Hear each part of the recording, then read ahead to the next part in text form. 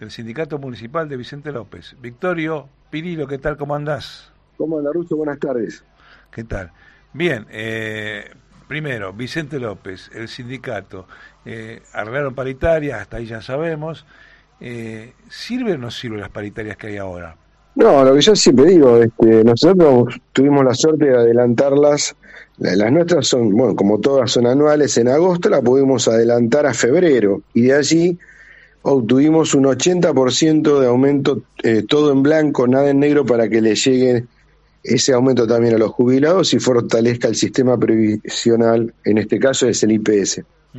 Pero si bien con ese número todavía estamos arriba de la inflación, lo cierto es que no salimos de la fenomenología de los números, pero en la práctica la gente no alcanza. Es decir, estamos en un momento de tanta indefinición social que por más que se anuncien cosas que ante los oídos de las personas suenan a bueno, como este caso, en la práctica no alcanza. Nada de lo que se anuncia se alcanza, como no alcanza, por ejemplo, en mi caso, ver que se anuncie este tema de haber bajado a un dígito la inflación, que sigue siendo todavía extremadamente alta, pese al altísimo costo social que conlleva esta metodología que está implementando el gobierno respecto de este ajuste salvaje que cae principalmente sobre los que menos tienen y sobre los asalariados, ¿no?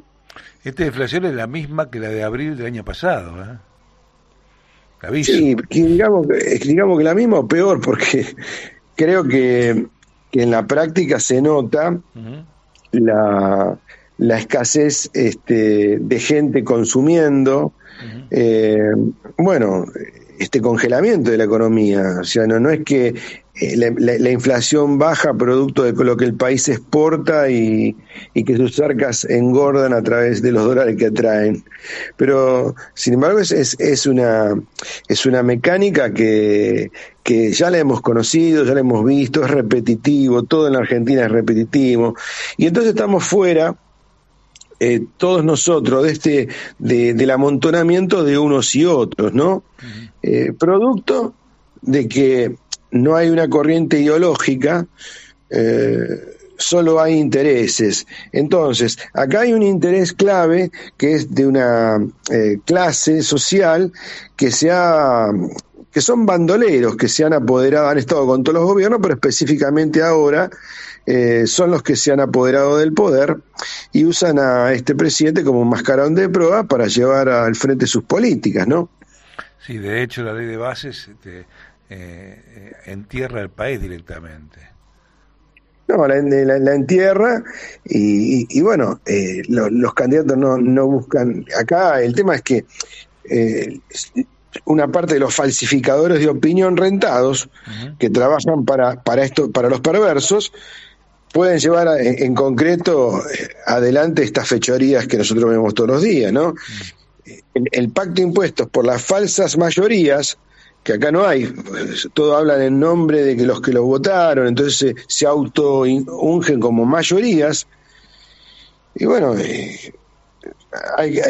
lisa y llanamente imponen a los pueblos, como el nuestro, un pacto entre ellos que el pueblo en esta circunstancia, por falta de rumbo, por falta de claridad política y económica y por el gran esfuerzo que implica esto, y a todos los que expulsa del sistema esta mecánica, está llamado a no cumplirlo, estamos llamados a incumplir este pacto. Seguro.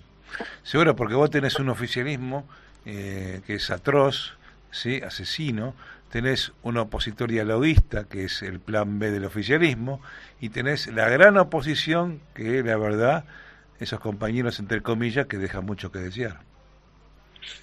No, de hecho se ve a la práctica que acá no hay oposición de nada. Acá yo lo que veo que todo gobierno que asume hasta ahora, hace muchos años, paga con su silencio los digamos, deslices, para llamarlo elegantemente, de los gobiernos salientes. Y el gobierno saliente y los gobiernos salientes se prestan estos shows a los que nos tienen acostumbrados, específicamente este año, en donde en el mundo hubo terrorismo bacteriológico, ahora hay terrorismo nuclear, y bueno, y acá hay terrorismo constante con los anuncios que se hacen, y también la radicalización de las medidas, o lo salvaje de la medida no puede ser la solución, ¿no? Uh-huh. Hay mucha gente en la calle ya, hay mucha gente que está cerrando su comercio, no se está protegiendo a la industria nacional, específicamente a las pymes, todos los días se pierde un puesto de trabajo, los planes que se anuncian solamente hablan de despidos, hablan de achique, pero no hablan de producción, nadie nos dice cómo vamos a salir de este embrollo en el que estamos metidos, y de paso dejan alegremente, porque esto me hace acordar a William Booth, ¿se acuerda que Sí. el que era bueno ganaba y nunca ganaba porque el árbitro miraba para otro lado? Bueno, acá nos anotan en guerras que nosotros no tenemos nada que ver, como la del señor Zelensky en Ucrania, o en ir a cada rato a visitar a magnates de la estafa norteamericana, como que si ellos fueran héroes nacionales, pero lo concreto es que la inversión no llega, el fondo no desembolsa y la economía se resiente cada vez más. ¿Y por qué para llegar a inversiones si es un mercado chico Argentina? Porque el mercado del norte va hasta Brasil, llega hasta Brasil la inversión. Argentina es un mercado chico y muy complicado. Nunca han llegado las inversiones. Alguna que otra, pero por ejemplo, en los teléfonos, Telefónica de España, que era Telefónica de España, era estatal, no era privada. No, y nada más. Y no el Carrefour cuando llegó estableció, no pagaba impuestos, hizo un acuerdo con Menem, y el 95% de lo recaudado iba para la Francia, y el 5% algunos sueldos. Bueno, está bien, pero digamos que yo los aplaudo a ellos, porque ellos son de afuera, a mí me preocupan los de adentro, Claro. ¿no? ¿Qué hacen los de adentro? Son complacientes. ¿A usted le parece que senadores y diputados se han prestado a dar quórum alegremente a un DNU completamente ilegal que viola el artículo 99 de la Constitución y el 29, en donde el presidente se arroga facultades legislativas, cosa que las tiene prohibidas, salvo en un caso excepcional, que acá y tiene que invocar la excepcionalidad del caso, nunca lo ha hecho? 670 leyes, como se mandó, 60 leyes al principio del mes de enero, es querer cambiarle la vida a toda una sociedad y a todo un país. ¿Para qué dieron quórum esos senadores y esos diputados? ¿Para qué se prestan a eso? Pues ¿quién votó los pliegos quejándose, estamos en contra, no vamos a apoyar? Y después, ¿quién apoya el pliego de Wertheim para que sea embajador en los Estados Unidos, hombre de BlackRock y coequiper de este ministro Caputo? No somos tontos. Basta de hablar de revolución y basta de engañarnos a todos. Acá hay una complicidad encubierta entre todos. La estrategia general debe contemplar todas las estrategias de campo, ¿no? Dicen algunos. Bueno, nosotros las vemos, y la estrategia de campo es que nos están haciendo pomada entre todos, entre opositores y oficialistas y pseudo-oficialistas. No, eso es cierto.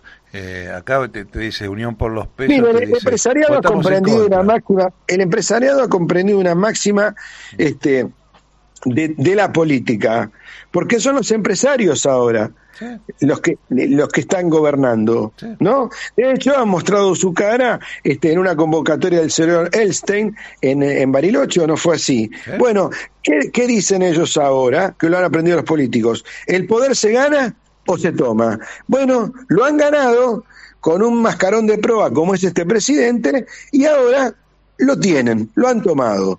Bueno, y del otro lado no hay respuesta de nada, porque al parecer aparecían los verdaderos dueños y jefes de todo el arco político, opositor y oficialista. No, seguro. Sí, y yo revisaría las cuentas corrientes, ¿viste? Pero bueno. Porque nada es gratis en la vida. Sí. ¿Qué va a ser? ¿Qué va a ser? Vittorio, lo último, para ir cerrando. Estuviste en la Feria del Libro. Sí, estuve en la Feria del Libro, la verdad que fue otra tanta experiencia buena. He presentado mi último libro, que es Francisco de Miranda, víctima de el verdadero libertador, víctima de una vil traición. Y bueno, y también lo expuse con Simón Bolívar en el infierno de Dante, con prólogo de Pacho O'Donnell y bueno, Espartaco y su legión de rebeldes anarquistas con prólogo de Osvaldo Bayer.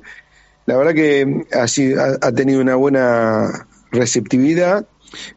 Pude hablar bastante con la gente y bueno, y pude ver cómo otros autores también exhibían sus obras y bueno, el empeño que se ha puesto también en volver a reinstalar esta cultura de la lectura que ha sido abandonada. Uh-huh. Y el tema de los lectores, que también lo queremos, y el libro por sobre todas las cosas.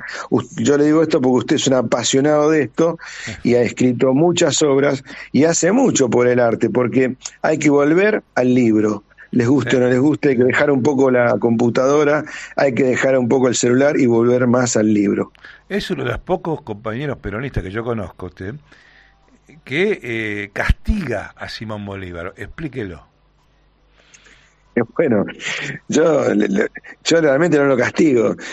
Yo hice un análisis, investigué y me encontré con una carta de Karl Marx, uh-huh, dirigida a Engels, sí, en donde él trabajaba para... Usted sabe bien que la mayoría de los grandes filósofos y escritores también se ganaban un peso escribiendo para los famosos diarios de la época. Sí. Bueno, en esa época, tengo un minuto, ¿no? Sí, tranquilo. En esa época había una gran editorial que era un tal Charles Dana, que era dueño del New York Daily Tribune de Nueva York, y este hombre muy astuto, en esa época, en 1850, se da cuenta que tenía conservadores, tenía liberales, y bueno, entonces contrata autores que escriban para esa gente, para que la gente consuma, y se da cuenta que irrumpe en ese momento un actor nuevo que es la clase trabajadora por el industrialismo, y escucha que por allí, por Europa, hay un tal Marx y un tal Engels que, que trabajan en función de la clase trabajadora. Entonces decide contratarlos. En síntesis, en uno de los artículos de reparto que le toca a Marx, solicitados por Charles Dana, a Marx le toca la biografía de Bolívar, que trataba sobre grandes patriotas y libertadores de América. Ahora resulta que cuando Marx con su tiempo se toma un trabajo casi de 8 o 9 meses y hace un extensísimo artículo, al entregarlo lo encabeza diciendo que Bolívar es un mito de la fantasía popular y que Bolívar es el cobarde mayor y más miserable de la historia, ¿no? Uh-huh. Cuando Charles Dana ve ese título, se asombra y dice, bueno, pues, está bien, yo no puedo censurar, yo no ejerzo la censura, pero yo no puedo publicar sobre un héroe latinoamericano semejante nota. Le exijo las fuentes y allí Marx da sus fuentes y se asombra de la queja de Dana, y a partir de eso empieza la trama en donde yo me meto un poco en la vida del investigador de Bolívar, que es Karl Marx, con todos sus defectos, sus miserias, su gran obra como El Capital, y también sobre Bolívar, que conseguí los originales sobre los que trabajé.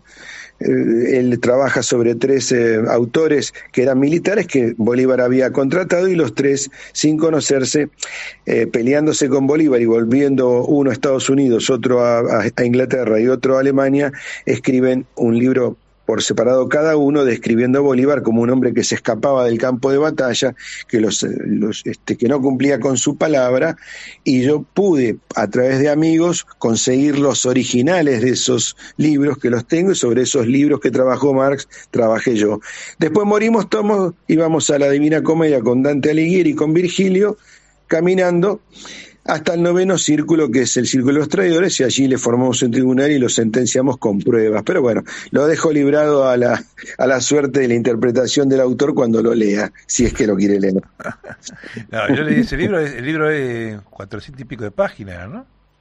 Sí, Más o menos, así lo he leído. Victorio Pirillo, gracias como siempre por tu tiempo aquí en Comunas AM en Radio Belgrano. muy amable, gracias.